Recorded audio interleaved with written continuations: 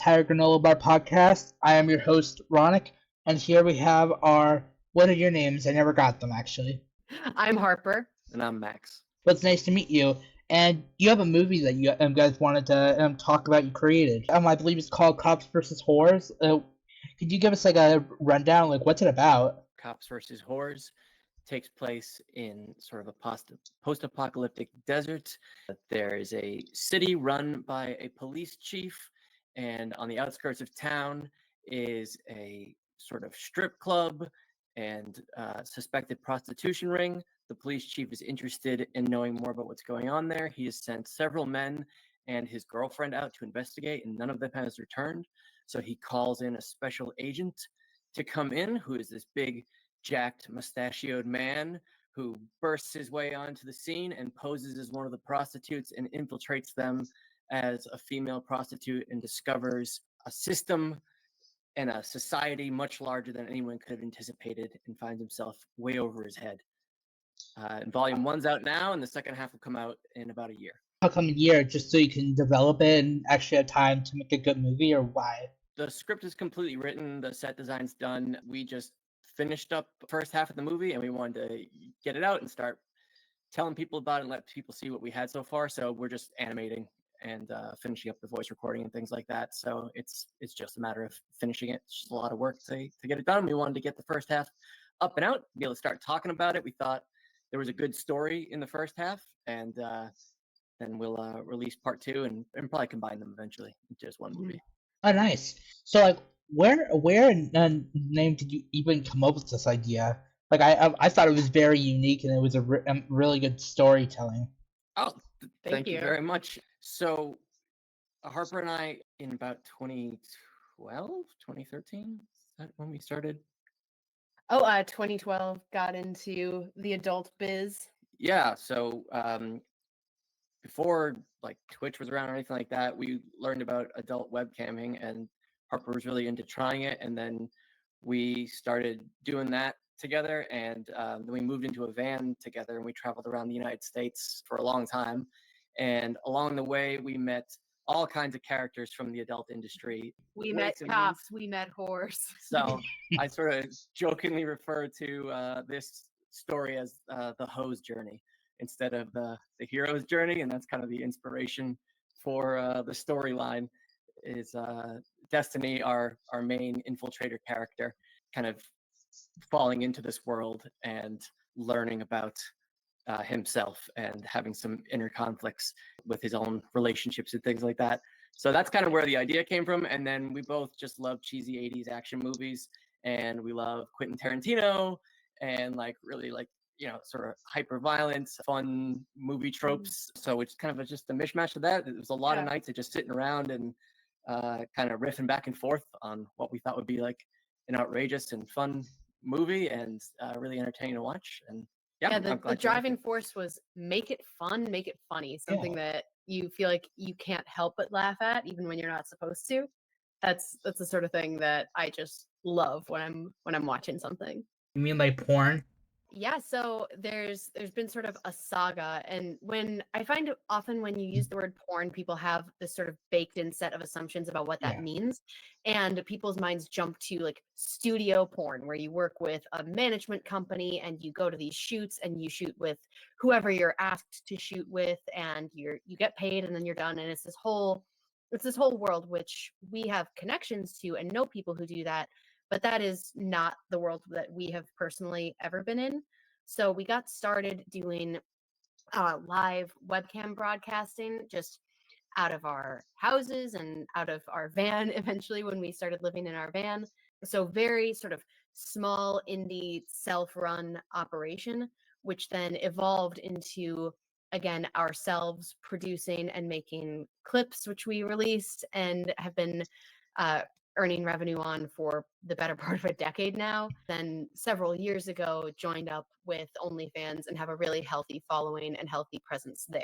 Is that where you kind of got the idea? Like, obviously, it's like, you know, you already had the idea. You've been like, was it before or after you kind of got into that? Like, because it's based around cops and whores and all that. Yeah, it was after that. So we sort of, I mean, maybe counterintuitively now, like we lead pretty average lives, I would say. Like we have a couple kids, and basically everything we've made as far as content is years old now. We do some like social media to promote stuff and things like that. So yeah, we were just kind of we had so years ago we made the first ever animated live cam girl. Yeah, So before VTubers were a thing, before that was possible, we did the first one with an adult animated cam girl. yeah, so we learned how to animate then, and then we found ourselves in Minnesota for a few months just for some family stuff, and we were just kicking around like, what's the next project? And we sort of put together like, oh, I think we have everything we need to make a movie. Like and we just decided like, okay, let's read some books on how to make a movie and how to write a script, and let's go ahead and do that. And then decided to just pull from some of our experiences and some things we thought were funny and some of the people we've met along the way. It kind of became its own thing as we just sort of like followed the story. But yeah, it was after all of our adventures and travels and meeting people out and about. This convention every year in Las Vegas surrounding the Adult Entertainment Awards, and we used to go to that every year.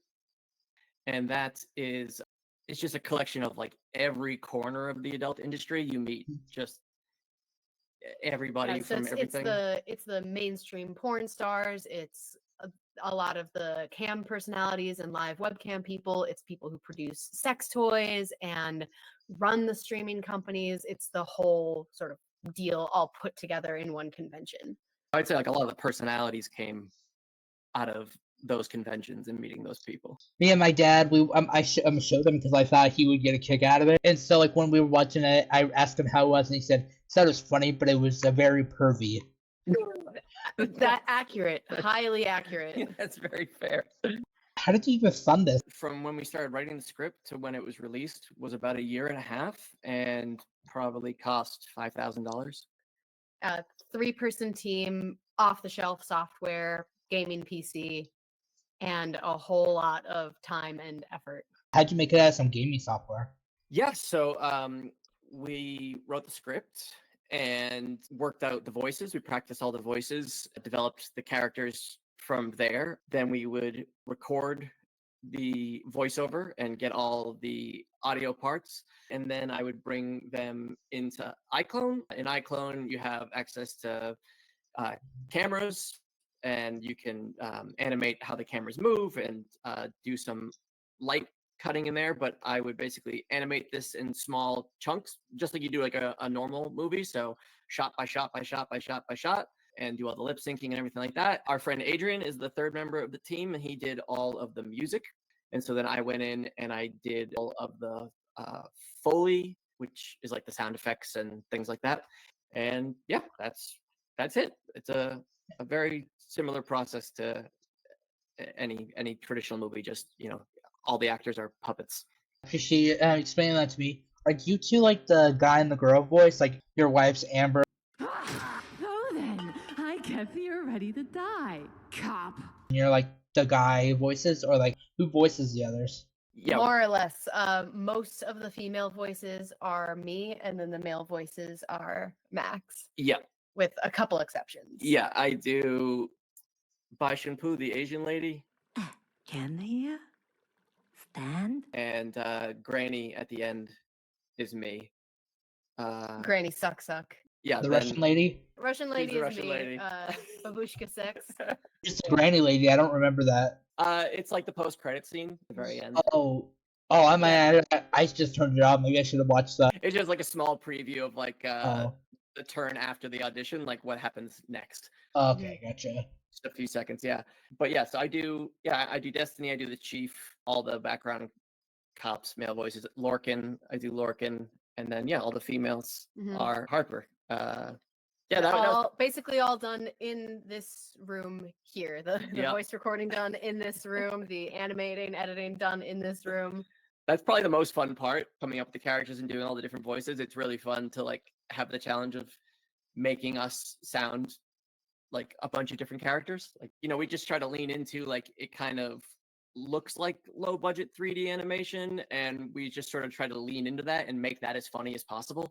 Like make that part of the style of the movie instead of trying to force it to be something else. Just make the sort of rough edges of the animation fit into what we were doing and have it be part of the humor. Yeah, I would say Matt Stone and Trey Parker and the world of South Park are a huge source of inspiration for us. That was one of the first things we bonded over when we started dating, was a mutual love of those guys and the things that they create. So that idea of having the animation be sort of secondary to story as the principal thing that people actually want and people actually enjoy. Because if you have the world's best animation and a bullshit story, then it's not going to be a good movie. Yeah, I found it to be the nicest compliment that you said you enjoyed the storytelling. That's the part that I'm the most proud of, is the storytelling. Yeah, you're welcome. Me and my dad both, like, I watched it originally, but when I saw, he said he really liked the way you animated it and everything. But you're saying that South Park was like a big inspiration for you, and like how kind of like the way they walk and everything. Yeah, just the leaning into like story first. Like, tell a compelling story, make sure it's moving from scene to scene. They have a principle they talk about, which isn't their original thing, but I heard it from them first, which is when you're telling a story, if you have between two moments or between two scenes, if you have and then, like, you've totally fucked up. You need to have but or therefore. So everything has to tie together causally, right? So something happens and therefore something else happens, but something else happens and therefore something else happens. But if you have something happens and then something happens, you've messed up and you've got a boring story. As something just sort of disjointed, it might as well just be sort of a grocery list of stuff that happened to you. Do you have any core themes for this movie? Well, like Max said, the hose journey is a big driving force, and sort of what happens with a personality who gets absorbed into this world and who becomes one of the whores. That's something that in our interactions with people in the porn world we just saw over and over and over again, some of the same recurring themes and progressions of relationships. Yeah, it's hard to say without spoiling the second half, but Yeah, of course. core of this movie is very much about the nature of a lot of the women we met and their boyfriends. Like, a lot of them are in, like, we are very fortunate we have a really loving, close, like, healthy relationship, but we met a lot of people who don't have that or anywhere close to that. And they will sort of move from one situation to the next. As they move from one partner to the next partner, it's arguably better, but pretty horrible still. And there's this kind of cycle of that, which I would say is kind of at the center of the movie. And this sort of questioning of who is the good guy here? Who are we rooting for here? Is it the cop or is it the whore, basically? Yeah. Then it's like you're rooting for the you're like, they just want to get their friend back, but then realize other than maybe getting hunted down, they're not really that bad people. Except the fat one, she's pretty bad. Yep. Flip flop, pork chop. As we were talking about the guy who goes in as the whore, and like he goes in for like several days and everything. Did you have an idea around him, or did he just start off like as a plain dude and develop from there? Really early on, we thought it'd be really funny to have like a sort of, classic action hero, like Arnold Schwarzenegger, badass operator, like straight out of like the 80s or 90s action movies, come in and then like successfully pose as one of the girls. Like, we just thought that would be hilarious. So that was a pretty early thing we laid down of like, okay, there's this guy and he's just gonna put on a bikini and heels and everyone's gonna buy it. And he is a gorgeous woman and everyone is just drooling over this unbelievably sexy woman. Mustache stays. Just... So that always just tickled us. We thought that was really funny. So we kind of built around that, I guess. So designing the character, it's like you start with the dude and just crank up the muscles. More muscles. More muscles. Go harder. And then you just have these things where it's like, okay, we want it to be a secret society. And so for a while we were designing a big building and we're going to have them all live in. We're like, well, like everyone could see the big building. Something big is going on there, right? And so then we went another direction. We're like, oh, what if you couldn't see it? That kind of takes you down the line of like, oh, it's it's a secret society maybe. I think part 2 is going to be a lot better. If you really enjoy part 1, I think you're going to really enjoy. Yeah, I definitely want to check it out. Check it out when it comes out. I definitely want to hear about it. Absolutely. I will let you know for sure. If you want to come back on for a second part, I'd love to have it back on. Yeah, absolutely. Anytime, man. Yeah. Yeah, I've watched a few clips of yours, and I really enjoy what you're doing. I'm glad you're being so consistent and putting it out there. I think you are engaging interviewer. I think you come across as like super authentic and super interested, and I really enjoy what I've seen so far. Oh, thanks. Did I give you my link or something? I just looked you up when Over Reddit and stuff. I was watching you on Spotify. Mm-hmm. Oh, okay. Back to the interview. Does Amber have a backstory? Like she's the head of the clit stop or whatever you want to call it. Yes. So I think it mentions in part one, so this isn't a spoiler. She is the last living descendant of the great ancient whore, who we will learn more about later on. So leadership of the Hormone Society is passed down through the generations. So there is an ancient figure, and she is the last living descendant of the ancient figure. So by right, she rules. Silence! We are the Great Council of Whores. Each of us is the elected representative of a district of Hormone Society whores. Together, we represent our community of 36,785 whores. I am Artisla, the oldest among us. I want to make something very clear. None of us likes you. You only stand before us because Amber, as the oldest living descendant of the great ancient whore, is sovereign mistress of whores. And as such has ruled, you are to be given consideration. Who started the rivalry, anyways? It's a little unclear. So you can assume, I don't think this is much of a spoiler, you can assume that the Hormone Society has been there for hundreds or thousands of years. And this city that the chief is in charge of, he like rose to prominence and began like running this city, and he's just never been clear on exactly what happens out there. So they haven't messed with anybody in the city. They just don't tolerate outsiders coming in and trying to mess with them. And so I guess you could argue that the cops have started this because he has started to go sniffing around for an area that like he thinks he should be in control of. Mm-hmm. Like obviously he knows like they're powerful or whatnot, but he doesn't know what the hell he got into. Yeah, he knows something's going on out there because they get all their supplies. They don't come into his city ever. There's nothing else out there, and somehow they're surviving. But for him, he has no reason to suspect that it's anything but this sort of like rundown building and this small group of women. It's an idea. It would be funny if he was actually a previous whore in disguise. Just an idea. But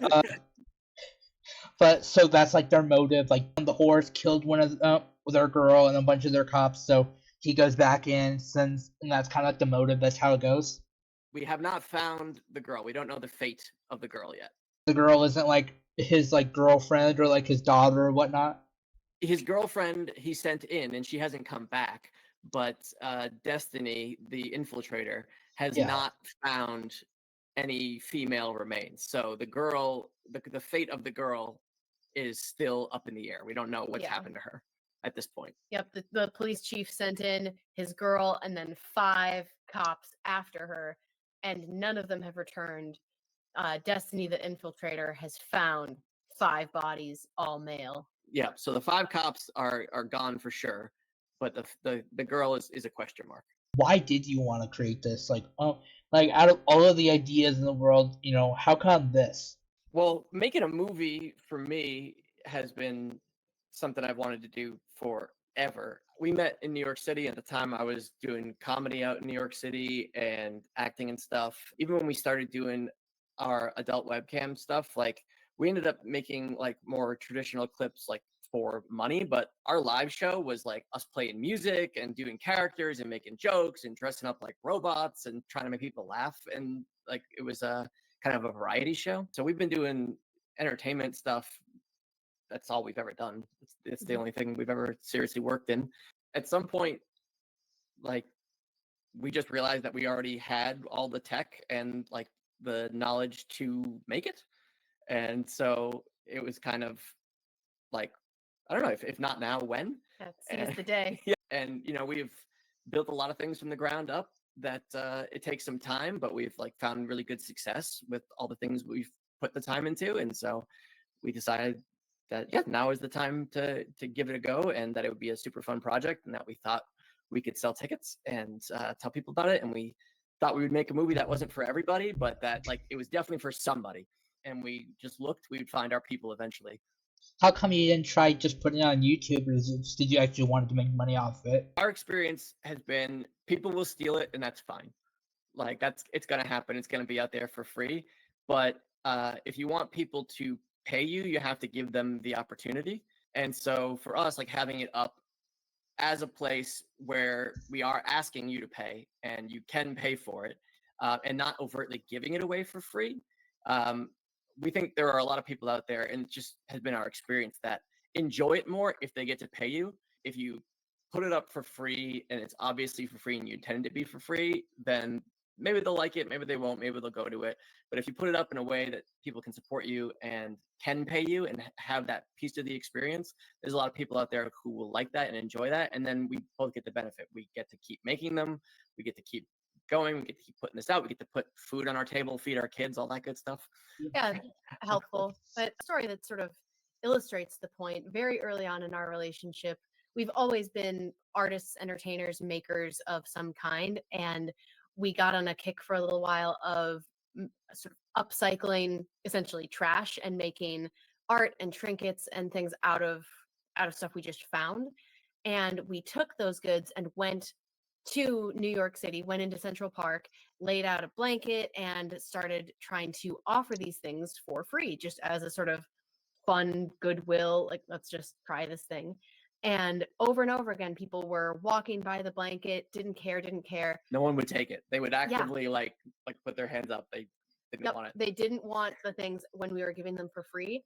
And then when we put price tags on them, when the bowl that we made out of a melted record went from being free to being $15, people started buying them, and people were interested when there was a price tag, because I think people sort of assume if something is free, it is without value. So people legitimately enjoy the product more when you put a price tag on it.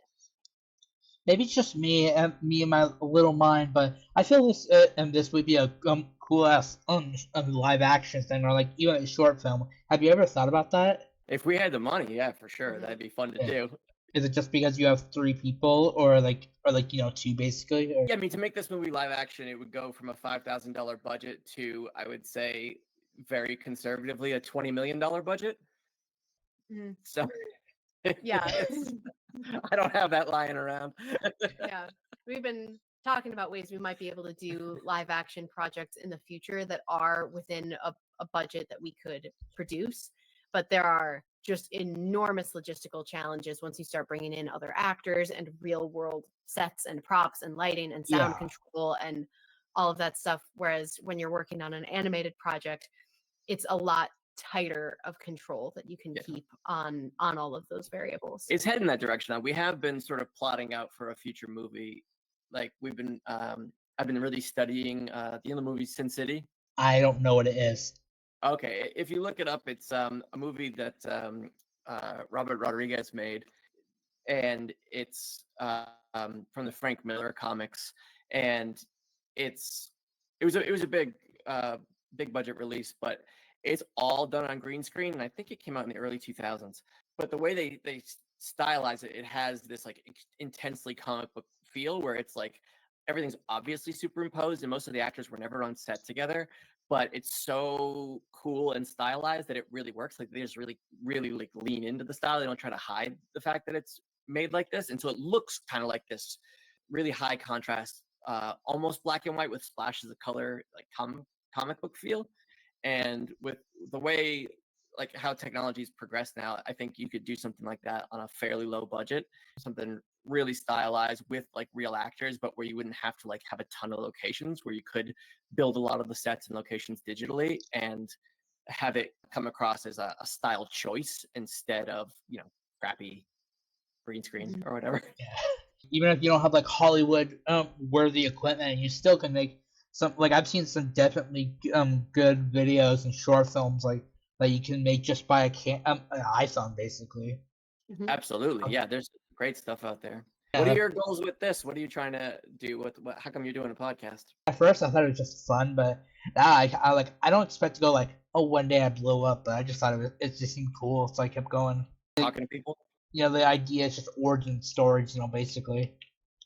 Okay, yeah, I like that. But like, do you have any big challenges like while making this? One big one is managing our two very, very small children while trying to produce a movie and giving Max the time and space to focus with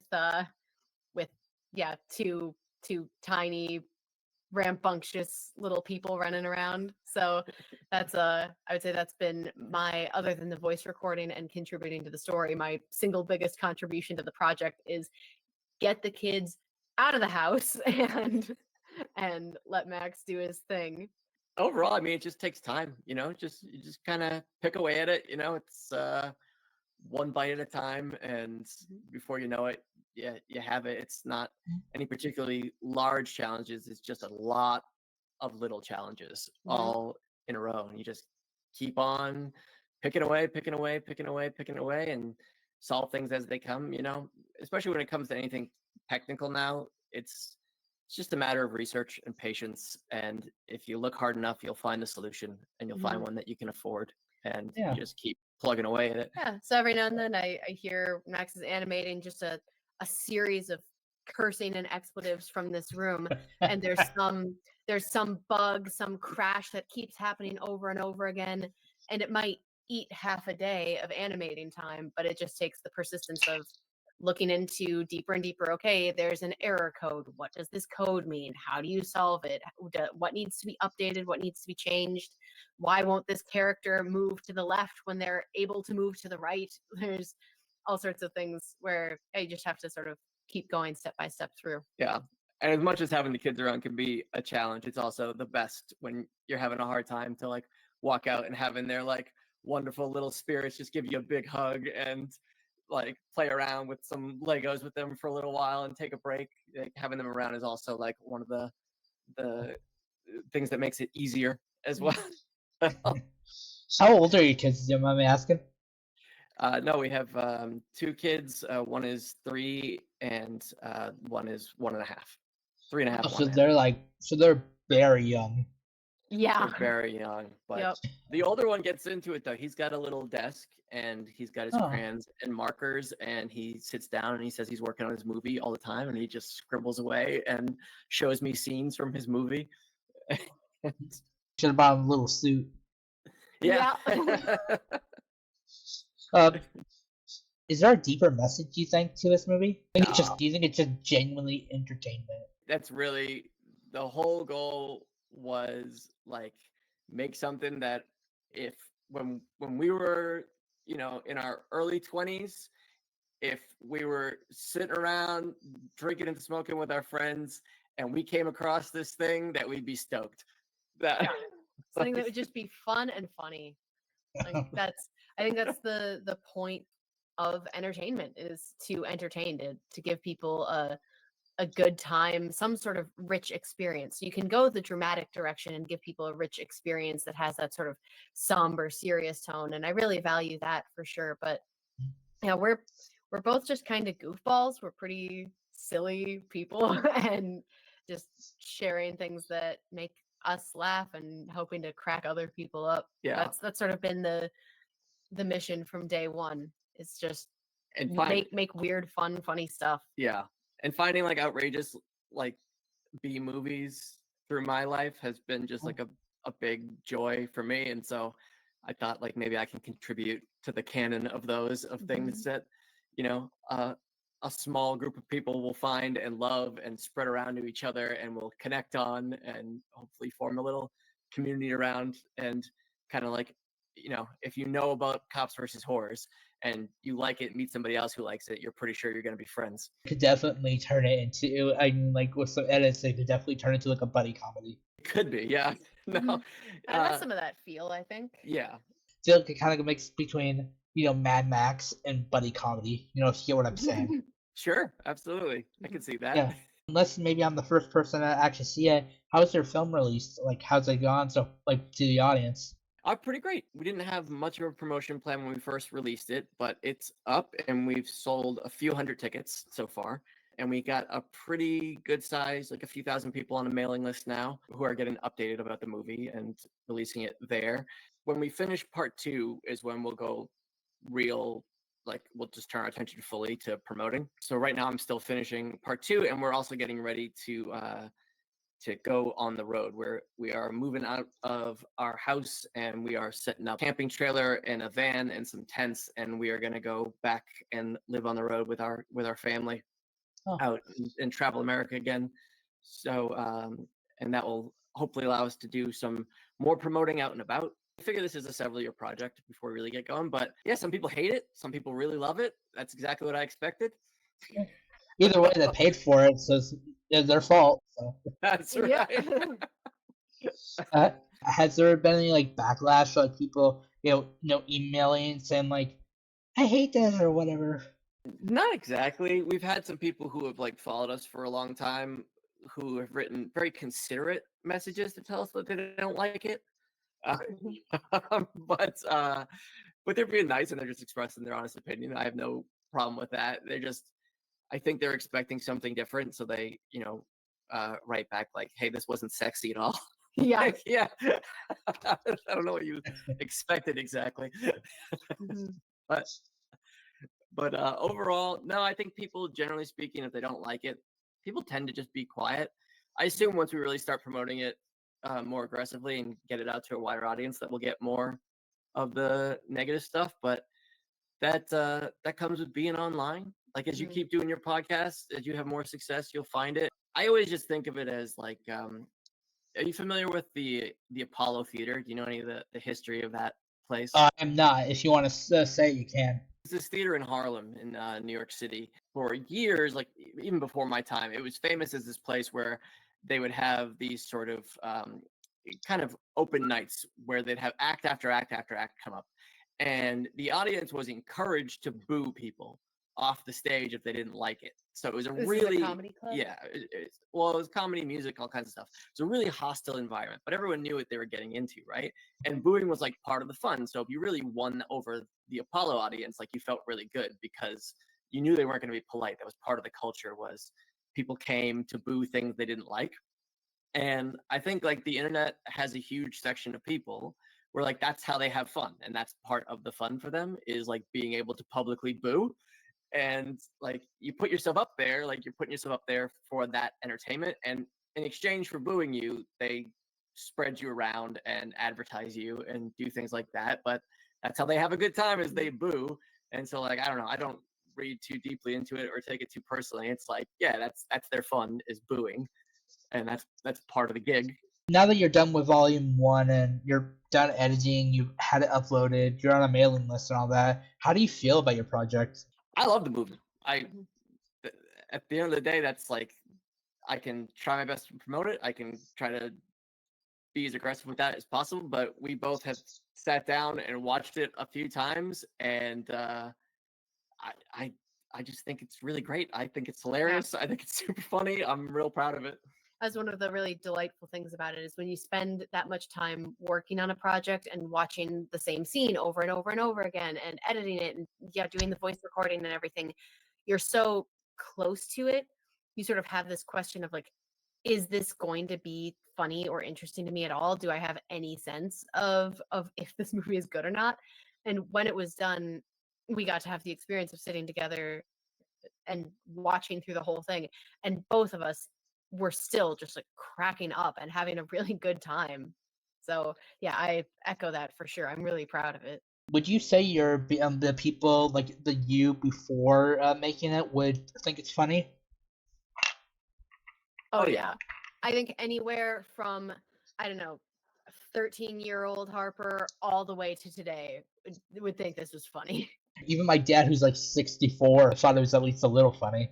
Yeah. That's Awesome. Good. I'm actually glad to hear that you thought it was funny and you're young, because we have talked a few times. I'm like, do teenagers and people in their early 20s even watch movies? Like, are they dead? Are movies gone? Right, or is it all just this short form content? No, they actually, I think Elon Musk actually got me his last chip in the mine, so I don't have to watch TV anymore. That's right. But yeah, no, I watch I mainly watch YouTube, but yeah, I do watch I want to go into film, so that kind of Oh, you do? I don't know if I want to get a degree or whatnot, but I want to definitely learn how to make actual movies. Get a camera and make them, man. You don't need a degree for that. No. Definitely saving up for an actual one right now. So You should look up Robert Rodriguez if you don't know who that is. I know who that is. Okay, so he made Sin City, and yeah, he begged and borrowed his way to making his movies, and just borrowed film, borrowed cameras, and there is so little in your way to get out there and make stuff now.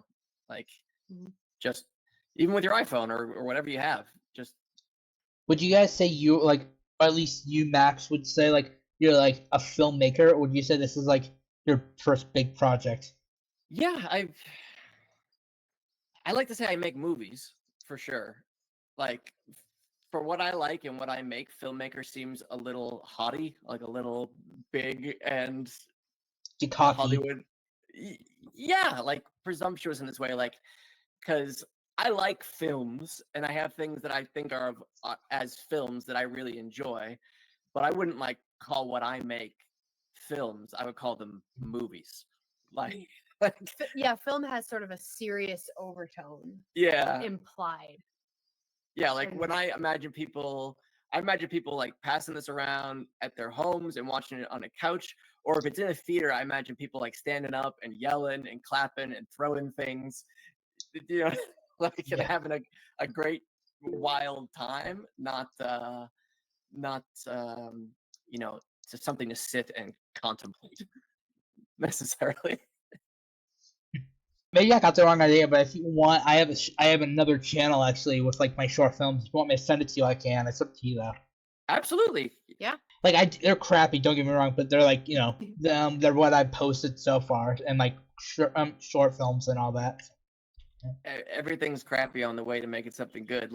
Yeah. There's definitely, and I heard something recently. I can't remember where I heard it from, but the idea through any project is that you grow, right? And you get better. Yes. And you should look back at all your work and think that it's weak and not that well done.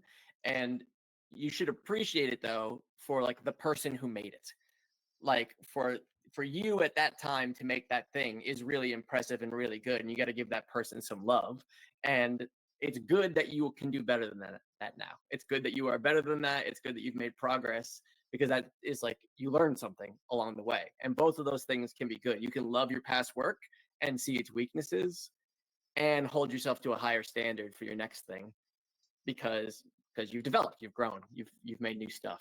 Maybe in a few years I'm planning on redoing my very first short film that I made for school, which I think it did have potential. It just didn't. I just had no fucking clue what to do. Yep. Yeah.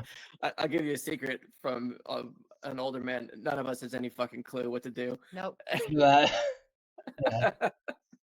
You're gonna turn 40 someday, and you go oh shit, I still don't know what the fuck to do. But back to the interview part. You said that you hit 100,000 tickets from when I watched your video. You're probably more, but let me hear what's part 2 gonna be about?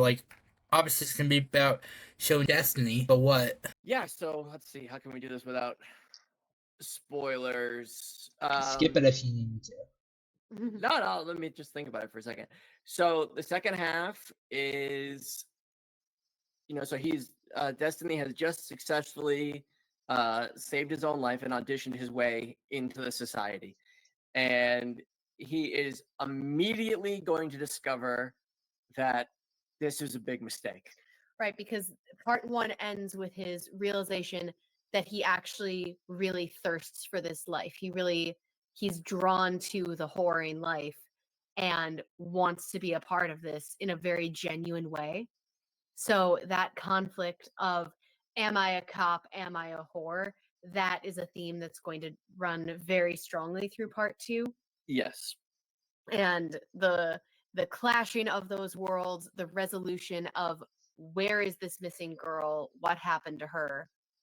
Yeah. And I can say the whole thing is headed toward war, all out war. When he gets hit by the truck and everything, that means like, you know, he's getting like, they sent him so they believe he got assaulted and everything like that. Is that like a metaphorical thing where like symbolizing that he's like, he actually is a whore, or is it like just he making him to be one, or like what? And was that just meant for the storyline to progress? Yeah, it's meant for the storyline to progress. I don't think you'll find a lot of deep metaphors in this movie, but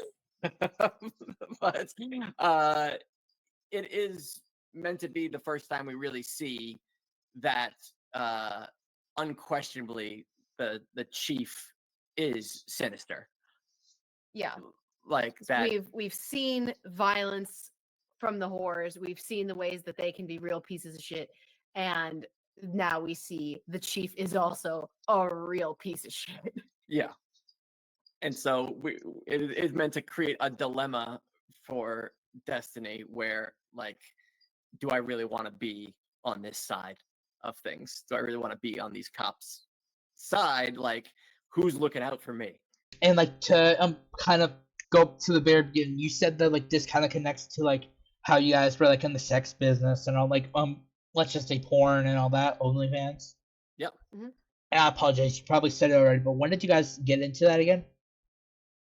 2012. 2012, yeah. Yep, 2012 was the year of very the apocalypse.